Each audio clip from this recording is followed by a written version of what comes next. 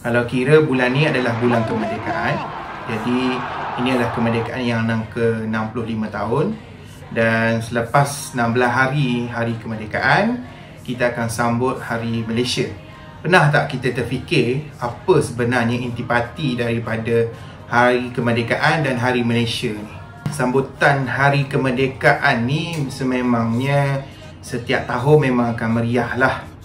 Dan setiap tahun biasanya akan ada slogan. Seperti mana tahun ni slogan kita adalah Keluarga Malaysia Teguh Bersama. Cuma kita boleh kata itu adalah slogan yang dicipta oleh kerajaan. Tapi sejauh mana kita merasai orang kata apa? Intipati sejarah kemerdekaan tu. Kalau nak bercerita tentang sejarah, kita boleh lihat buku teks. Tetapi bila kita nak mempersoalkan tentang intipati, dia adalah tentang bagaimana kita menanggapi hari kemerdekaan. Secara officialnya sambutan kemerdekaan ni adalah pada 31 Ogos 1957. Itu semua sedia maklum. Dan tahun ni kita menyambut yang ke-65 tahun dan Hari Malaysia pula adalah yang ke-59 tahun. Tapi pernah tak kita terfikir sebenarnya ada dua intipati yang kita dapat belajar daripada Hari Malaysia dan juga Hari Kemerdekaan yang kita bakal sambut nanti. Intipati yang pertama dipanggil sebagai rundingan, intipati yang kedua dipanggil sebagai kerjasama. Dan dua intipati ni sebenarnya menjadikan kita Malaysia pada hari ini dan sebenarnya perlu diterapkan dalam jiwa kita. Okay. Apa yang sebenarnya memberi makna ni tentang rundingan dan kerjasama ni apa?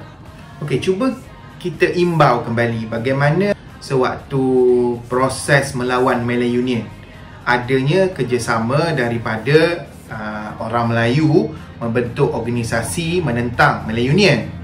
Bahkan selepas tumbangnya gagasan Malay Union, mereka berbincang dengan British, berunding untuk mewujudkan PTM 1948, iaitu Persekutuan Tanah Melayu pada tahun 1948. Dan sepanjang sebelum menuju kepada kemerdekaan, sepanjang itu ada juga perbincangan-perbincangan, rundingan dan juga kerjasama dengan parti untuk orang kata apa, mencapai kemerdekaan tu. Okey, itu saya tak nak ceritalah bagaimana parti perikatan muncul sebab semuanya boleh diakses dengan Google.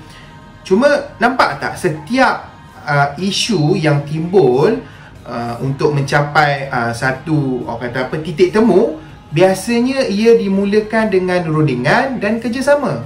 Sehingga pembentukan Malaysia sendiri bermula juga melalui rundingan dan kerjasama. Sehingga Singapura, Sabah dan Sarawak memberi kepercayaan kepada pemimpin-pemimpin sewaktu itu di bawah pimpinan Tengku Abdul Rahman untuk orang kata pelik mengetuai proses menuju gagasan Malaysia tersebut. Okey, itu salah satu contoh orang kata apa, dua intipati ni, rundingan, kerjasama. Jadi sebagai seorang rakyat Malaysia, kita boleh gunakan dua perkara ini, dua intipati ni, iaitu rundingan dan kerjasama dalam menyelesaikan masalah yang wujud di Malaysia pada hari ini. Contohnya konflik perkauman, pergaduhan agama, rasa inferiority complex dengan kaum lain, bangsa lain.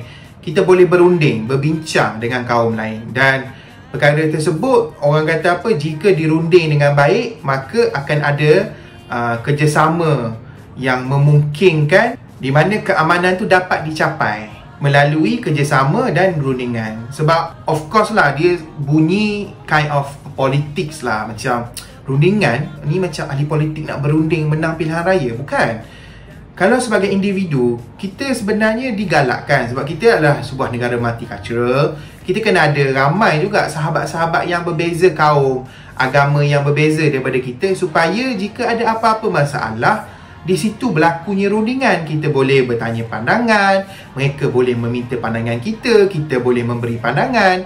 Dan pada masa yang sama, ia orang kata apa, mengukuhkan kerjasama tersebut, kerjasama antara kaum. Secara umumnya itulah orang kata apa, intipati daripada Hari Kemerdekaan dan juga Hari Malaysia yang kita akan sambut nanti. Jadi mudah-mudahan kita dapat mempraktiskanlah dua intipati ni dalam kehidupan kita melalui rundingan dan juga melakukan kerjasama. Jika ada apa-apa masalah, ada apa-apa perselisihan pendapat, kita boleh berunding, berbincang dan selepas itu mencari titik temu dan melakukan kerjasama.